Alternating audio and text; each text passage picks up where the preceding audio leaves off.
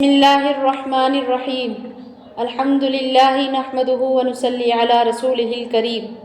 رب اشرح لی صدری ویسر لی امری واحلل عقدۃ من لسانی یفقہوا قولی۔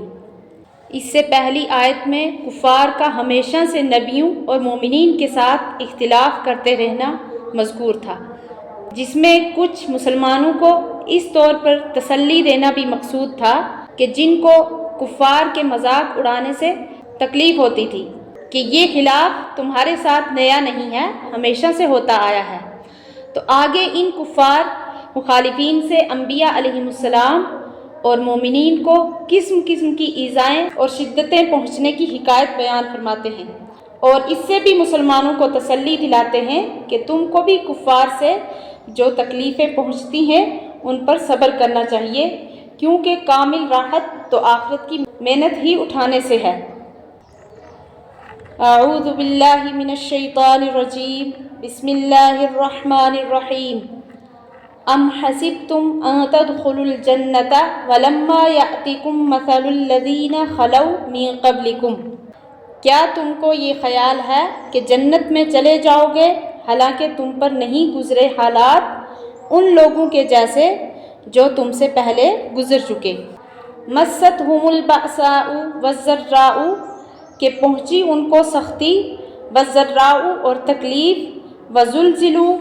اور وہ جھڑائے گئے، یعنی ان کو جھٹکا دیا گیا، حتی یقول الرسول، یہاں تک کہ کہنے لگا رسول، والذین آمنوا معہ، اور وہ ایمان والے جو ان کے ساتھ تھے وہ کہنے لگے، متی نصر اللہ، کہ کب آئے گی اللہ کی مدد،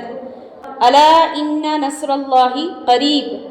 سن لو اللہ کی مدد قریب ہے۔ اللہ تعالیٰ کفار کے بارے میں فرما رہے ہیں کہ کیا تمہارا یہ خیال ہے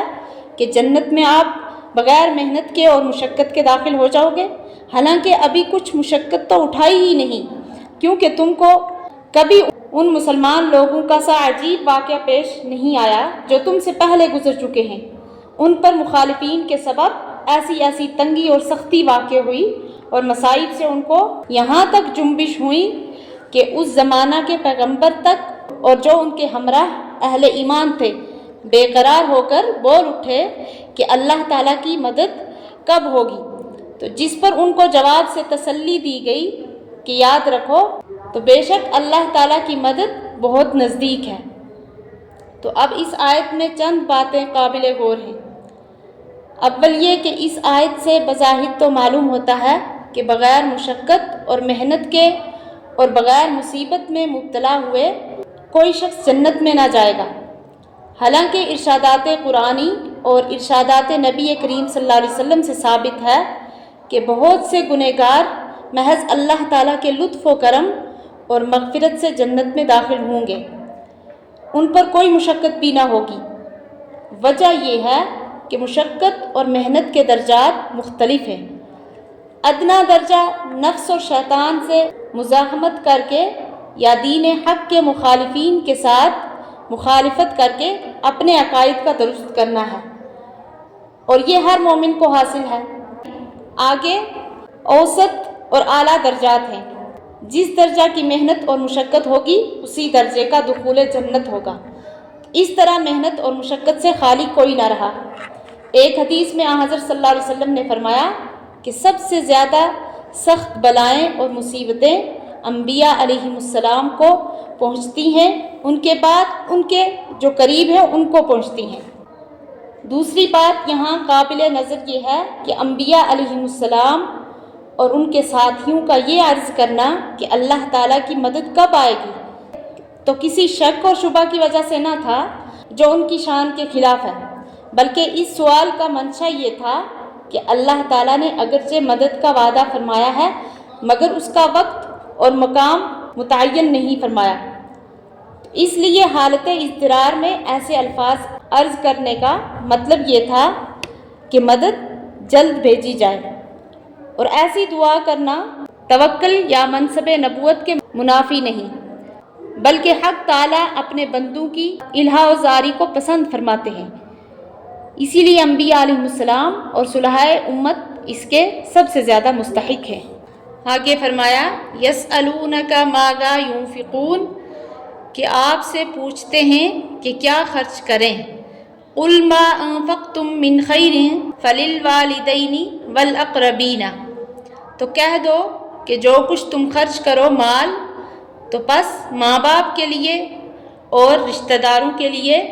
والیتامى اور یتیموں کے لیے، والمساکین وابن السبیل اور محتاجوں کے اور مسافروں کے لیے. وما تفعلوا من خیر فإن اللہ بہ علیم، اور جو کچھ کرو گے تم بھلائی تو بس بے شک اللہ تعالیٰ اس کو خوب جاننے والا ہے. اس رکوع میں جو احکام شرعیہ صحابہ کرام رضی اللہ عنہم کے چند سوالات کے جواب میں بیان ہوئے ہیں وہ ایک خاص اہمیت رکھتے ہیں. مفسر القرآن حضرت عبداللہ بن عباس رضی اللہ عنہ فرماتے ہیں کہ میں نے کوئی جماعت محمد صلی اللہ علیہ وسلم کے صحابہ رضی اللہ عنہم سے بہتر نہیں دیکھی کہ دین کے ساتھ انتہائی شغف اور رسول اللہ صلی اللہ علیہ وسلم کے ساتھ انتہائی محبت اور تعلق کے باوجود انہوں نے سوالات بہت کم کیے. کل 13 مسائل میں سوال کیا ہے جن کا جواب قرآن میں دیا گیا ہے، کیونکہ یہ حضرات بے ضرورت سوال نہیں کرتے تھے. اس آیت کے پہلے جملہ میں صحابہ کرام رضی اللہ عنہم کا استفتاء یعنی سوال ان الفاظ سے نقل فرمایا گیا ہے یسألونک ماذا ينفقون.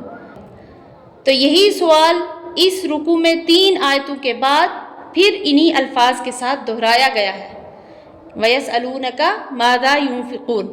لیکن اس ایک ہی سوال کا جواب آیت مذکورہ میں کچھ اور دیا گیا ہے اور 3 آیتوں کے بعد آنے والے سوال کا جواب اور ہے. اس لیے پہلے یہ سمجھنا ضروری ہے کہ ایک ہی سوال کے 2 مختلف جواب کس حکمت پر مبنی ہیں. یہ حکمت ان حالات و واقعات میں غور کرنے سے واضح ہو جاتی ہے جن میں یہ آیات نازل ہوئی ہیں. مثلا آیت مذکورہ کا شان نزول یہ ہے کہ عمرو بن جموح رضی اللہ عنہ نے رسول اللہ صلی اللہ علیہ وسلم سے یہ سوال کیا تھا کہ ما ننفق من اموالنا وأین نضعها، یعنی ہم اپنے اموال میں سے کیا خرچ کریں اور کہاں خرچ کریں. اور ابن جریر رحمۃ اللہ علیہ کی روایت کے موافق یہ سوال تنہا عمرو ابن جموح رحمۃ اللہ علیہ کا نہیں تھا بلکہ عام مسلمانوں کا سوال تھا. تو اس سوال کے 2 جز ہیں، ایک یہ کہ مال میں سے کیا اور کتنا خرچ کریں، دوسرے یہ کہ اس کا خرچ کرنے کی جگہ کہاں ہے یعنی کن لوگوں کو دیں. تو اس کے متعلق ارشاد ہوتا ہے ما انفقتم من خیر فللوالدین والاقربین والیتامى والمساکین وابن السبیل، یعنی جو کچھ بھی تم کو اللہ کے لیے خرچ کرنا ہو اس کے مستحق ماں باپ اور رشتہ دار اور یتیم بچے اور مساکین اور مسافر ہیں. اور دوسرے جز یعنی کیا خرچ کرے تو اس کا جواب ضمنی طور پر ان الفاظ سے دیا گیا وما تفعلوا من خیر فإن اللہ بہ علیم، یعنی جو کچھ بھلائی کرو گے اللہ تعالیٰ کو اس کی خوب خبر ہے. تو اشارہ اس بات کی طرف ہے کہ اللہ تعالیٰ کی طرف سے تم پر کوئی حد اور پابندی نہیں کہ مال کی اتنی ہی مقدار صرف کرو، بلکہ جو کچھ بھی اپنی استطاعت کے موافق خرچ کرو گے اللہ تعالیٰ کے پاس اس کا اجر اور ثواب پاؤ گے. ان دونوں آیتوں میں نہ کسی نصاب مال کی قید ہے نہ خرچ کرنے کی مقدار بتلائی گئی ہے. تو اس سے معلوم ہوا کہ یہ دونوں آیتیں صدقات نافلہ کے متعلق ہیں. اس سے یہ شبہ بھی ختم ہو گیا کہ پہلی آیت میں خرچ کا مصرف والدین کو بھی قرار دیا گیا ہے، حالانکہ ماں باپ کو زکوٰۃ دینا حضرت صلی اللہ علیہ وسلم کی تعلیم کے مطابق جائز نہیں، کیونکہ ان آیتوں کا تعلق فریضہ زکوٰۃ سے ہے ہی نہیں. دوسری ہدایت اس آیت سے یہ حاصل ہوئی کہ ماں باپ اور دوسرے رشتہ داروں کو یا عزیزوں کو جو کچھ بطور ہدیہ دیا یا کھلایا جاتا ہے اگر اس میں بھی اللہ تعالیٰ کا حکم بجا لانے کی نیت ہو تو وہ بھی ثواب کا موجب بنتی ہے. تیسری ہدایت یہ حاصل ہوئی کہ نفلی صدقات میں اس کی رعایت ضروری ہے کہ جو مال اپنی ضروریات سے زائد ہو وہی خرچ کیا جائے. اپنے اہل و عیال کو تنگی میں ڈال کر اور ان کے حقوق کو تلف کر کے خرچ کرنا ثواب نہیں۔ اسی طرح جس کے ذمہ کسی کا قرض ہے، قرض خواہ کو ادا نہ کرے اور نفلی صدقات و خیرات میں اڑائے، یہ اللہ تعالیٰ کے نزدیک پسندیدہ نہیں۔ وآخر دعوانا ان الحمد للہ رب العالمین۔